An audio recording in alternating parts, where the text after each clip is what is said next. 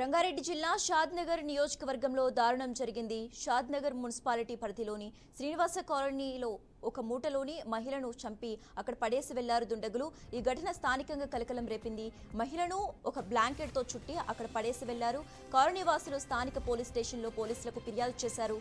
ఘటనా స్థలానికి చేరుకున్న పోలీసులు మృతదేహాన్ని పరిశీలించారు. స్థానికుల నుంచి వివరాలు ఇంకా సేకరిస్తున్నారు.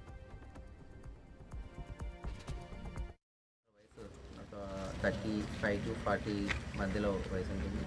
తను ఒక ఎల్లో కలరు డిజైన్ శారీ కట్టుకొని ఉంది. ఒక అట్లానే ఎల్లో కలర్ లంగా ఉంది. బ్లౌజ్ కూడా ఎల్లో కలర్ ఉంది. తన చెవి కమ్మలు రెండు కట్ చేసి తీసినట్టు బలవంతంగా తీసినట్టు అనిపిస్తూ ఉంది. రెండు చెవి కమ్మలు చెవులు కూడా కట్ అయినాయి.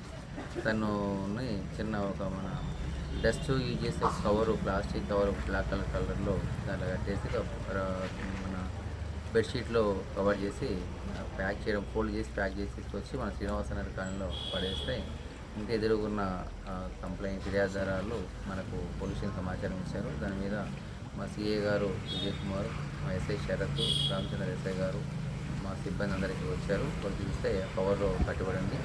ఇమీడియట్ క్లూస్ టీం వాళ్ళకి సమాచారం అందించాం. వాళ్ళు కూడా క్లూస్ టీం వాళ్ళకి వచ్చారు. వాళ్ళు కూడా సంబంధించిన క్లూస్ తీసుకున్నారు.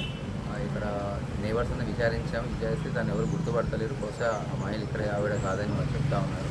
సో ఆవిడ కోసం మేము సెర్చ్ చేస్తున్నాం. ఇది బహుశా ఎవరో ఉద్దేశపూర్వకనే దాన్ని చంపిన పడేసిన మాకు అనిపిస్తూ ఉంది.